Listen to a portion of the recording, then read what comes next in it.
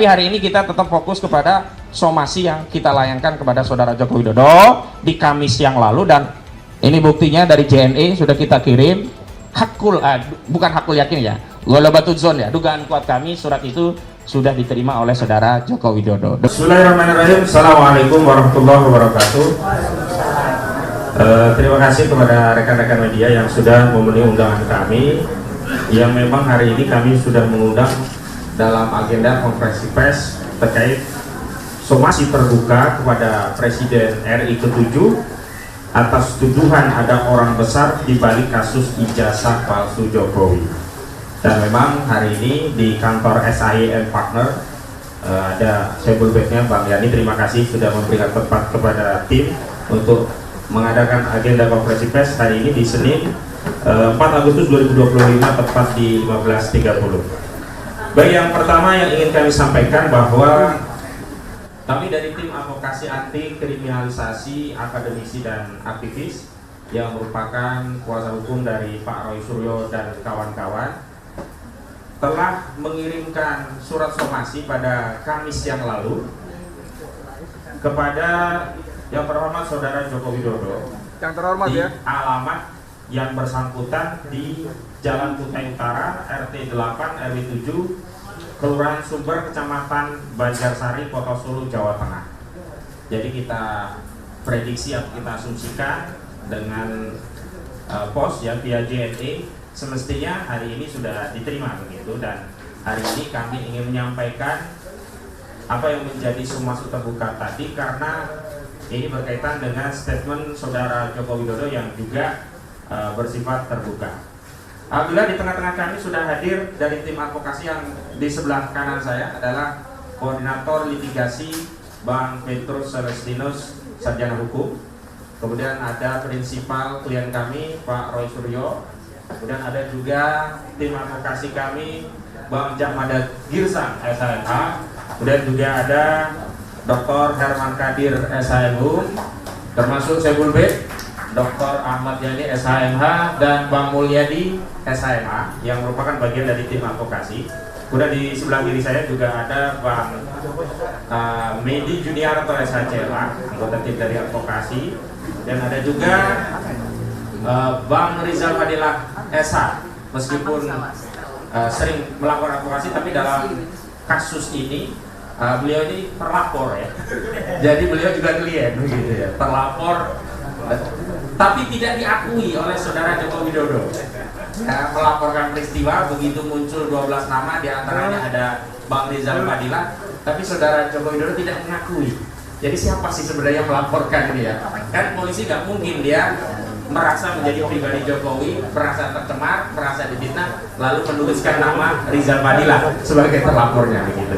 Kemudian ada lagi tokoh kita, aktivis yang sudah ketahui, Bang Muhammad Saididu. Kita juga akan mintakan nanti pandangannya, karena memang ini tidak ansi soal jasa palsu, tapi ini ada dampak pada perpecahan dan pembelahan anak bangsa yang sedianya sebetulnya bisa lebih mudah segera diakhiri, tapi kok masih terus ya berlanjut. Kita nanti akan dengar pandangan beliau. Kemudian ada juga Bang Bahar ya, Baharudin Zaman. Itu beliau yang mengawal Pak Sunarto karena sudah jauh-jauh datang ke penyidik, justru penyidiknya tidak hadir dalam rangka untuk mengambil keterangan sebagai saksi. Nah, beliau nih Bang Bahar yang mendampingi.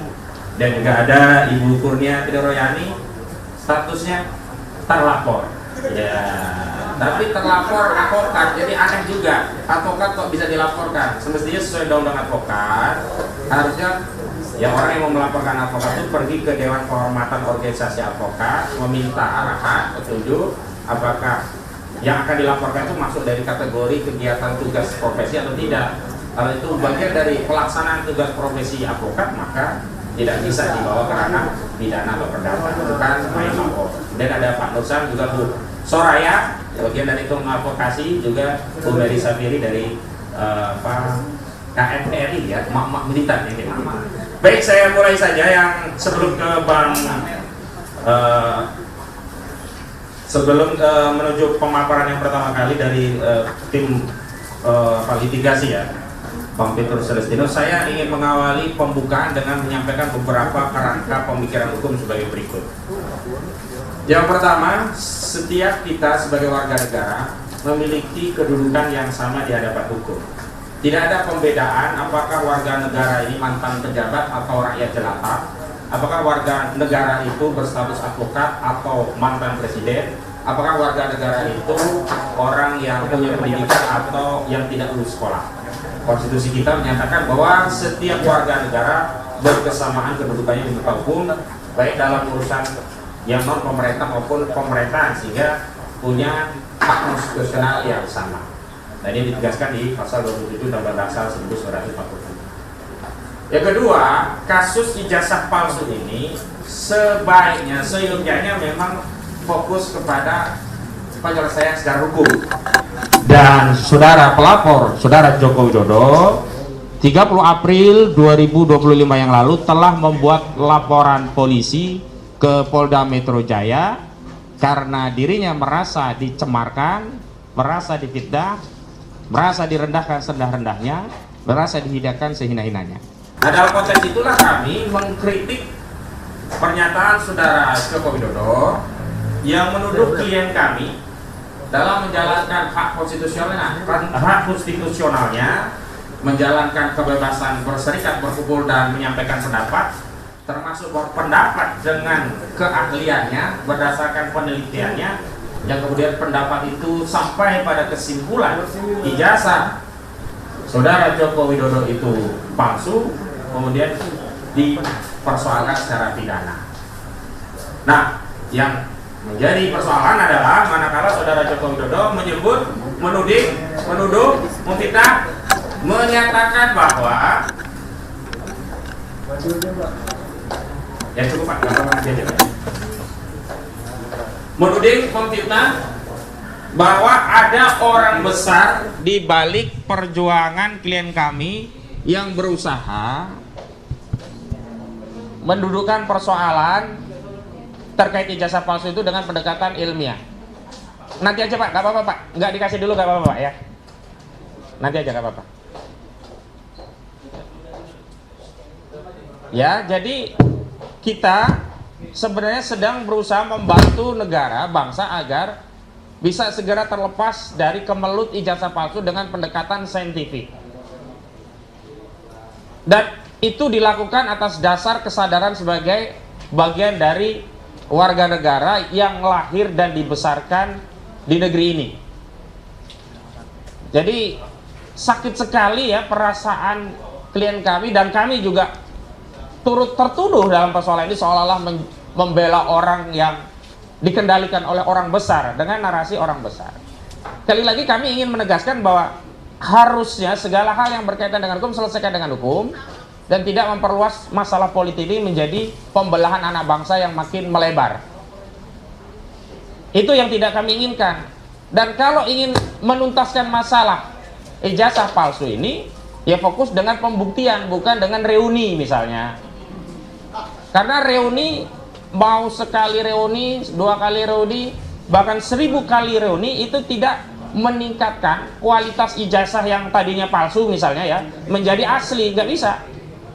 Ini sama dengan hadis. Hadis itu kalau sudah ada yang menyatakan dhaif, ada yang menjah, ada yang menyatakan orang yang meriwayatkan salah satu perawinya itu pendusta, maka meskipun dihadirkan 1000 hadis yang dhaif, itu bukan meningkat hadisnya menjadi sahih, justru makin parah. Itu makin mengkonfirmasi kedhaifan hadis itu. Dan hari ini kalau kita bicara tentang kesahihan sebuah dokumen ijazah, ya fokus kepada materi dokumen ijazah itu, dimana klien kami telah siap untuk terlibat meneliti kalau dikatakan sumbernya bukan langsung dari ijazah tersebut. Memang benar, pada 22 Mei 2025 yang lalu, Bareskrim Mabes Polri telah mengumumkan menghentikan penyelidikan kasus ijazah palsu yang dilaporkan oleh TPUA dengan menyatakan hasil tes laboratorium forensik Bareskrim Mabes Polri menyatakan bahwa ijazah saudara Joko Widodo ini identik gitu. Kami tidak soal kalau hasilnya adalah identik, tinggal berikan akses kepada klien kami untuk juga ikut meneliti objek yang diteliti oleh Bareskrim, sehingga nanti kalau ternyata klien kami menyatakan identik, selesai. Jika klien kami menyatakan memang beda dan makin menguatkan bahwa ijazah itu palsu, makin mengkonfirmasi bahwa ijazah itu palsu karena yang diteliti oleh Barreskrim ternyata tidak jauh beda dengan foto-foto yang selama ini sudah beredar, tidak jauh beda yang selama ini dengan dokumen yang sudah diupload di KPU, KPUD yang menjadi syarat untuk menjadi presiden dan juga kepala daerah. Jadi jangan salahkan jika hasil penelitiannya justru makin menguatkan bahwa ijazah tersebut palsu. Dan kalau nanti ada perbedaan, hasil dari Barreskrim asli, hasil dari klien kami palsu, bawa ke pengadilan, maka pengadilan yang akan memutus. Bukan seperti saat ini, dengan dihentikan di Barreskrim justru klien kami dikejar dengan pasal fitnah, pasal pencemaran, yang terakhir muncul 12 orang nama, tapi ketika nama-nama tersebut disodorkan kepada saudara Joko Widodo, dia tidak menyatakan melaporkan nama-nama tersebut, berdalih bahwa dia hanya melaporkan peristiwa, bukan orang. Padahal peristiwa pidana yang disambukan adalah delik aduan. Mutlak harus ada pihak yang menjadi korban yang merasa tercemar, merasa terfitnah karena kekuatan menuntut secara hukum pada delik aduan, yakni pasal 310 dan 311 KUHP, itu ada pada kewenangan korban. Jika korban menyatakan tidak merasa terfitnah, tidak merasa tercemar, dan tidak menuntut terlapor, ya selesai. Polisi, jaksa tidak bisa bertindak untuk dan atas nama korban. Polisi dan jaksa hanya bisa bertindak untuk dan atas nama negara dalam kasus delik umum. Misalkan pembunuhan, melaporkan terjadi peristiwa pembunuhan, tidak tahu siapa yang membunuh, masuk akal. Lah ini melaporkan dirinya difitnah, dirinya dihinakan sehina-hinanya, direndahkan serendah-rendahnya, nama kok nggak muncul begitu loh. Itulah yang saya katakan dalam sejumlah media bahwa saudara Joko Widodo ini pengecut gitu ya. Mau melaporkan ya tentang fitnah pada dirinya tapi tidak berani sebut nama. Ketika sudah disodorkan 12 nama juga tidak dikatakan mana nama itu. Dan saya meminta Polda Metro Jaya, kalau memang saudara Joko Widodo menyatakan bahwa bukan 12 orang itu yang dilaporkan dirinya, maka lepas ini terlapor ini, gak ada urusannya dengan proses hukum. Dan karena riuhnya masalah ini jadi sempat meluas sampai seorang penyanyi ya, Iwan Fals gitu ya, itu membuat polling di akun sosmednya, saya lupa itu akunnya apa namanya, Twitter atau yang lain ya, pokoknya akun sosmednya begitu. Justru dari hasil polling yang diadakan oleh Iwan Fals, 70% itu meyakini ijazah saudara Joko Widodo palsu, bahkan 72% gitu. Makanya jangan kemudian ya rakyat diadu dengan misalkan polling dari Denny JA yang menyatakan masyarakat masih percaya. Kalau polling dibalas sama punyanya Iwan Fals juga selesai. Justru yang harus dihadirkan tuh ijazah asli. Jangan biarkan rakyat menjadi terbelah. Nah, karena alasan itulah kami mengajukan surat somasi dan nanti redaksi somasinya juga akan dibacakan, dan tentu saja sikap apa yang melatar belakangi somasi ini juga akan disampaikan oleh koordinator litigasi dari tim kami. Baik, ada tambahan satu lagi yang perlu saya sampaikan. Justru kami merasa yang ada orang besar itu di balik Sylvester Matutina. Itu ada orang besar itu. Kenapa? Saudara Sylvester Matutina ini sudah terpidana, divonis inkrah 1 tahun dan 6 bulan, tapi sampai hari ini tidak menjalani putusan penjara. Kalau dia berdalih sudah menjalani, itu menjalani proses hukumnya di sidang iya, tapi menjalani di penjara itu belum.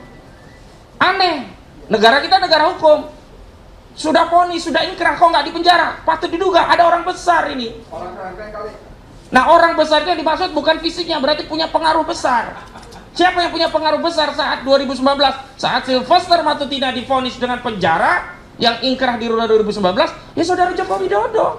Orang besar itu saudara Joko Widodo saat itu menjadi presiden. Nah, sekarang kami uji apakah masih ada orang besar di belakang Sylvester Matutina. Kalau ternyata Sylvester Matutina tidak sekedar dieksekusi, berarti masih ada orang besar. Dan orang besarnya siapa? Kalau dulu Jokowi ya, sekarang saya tidak tahu.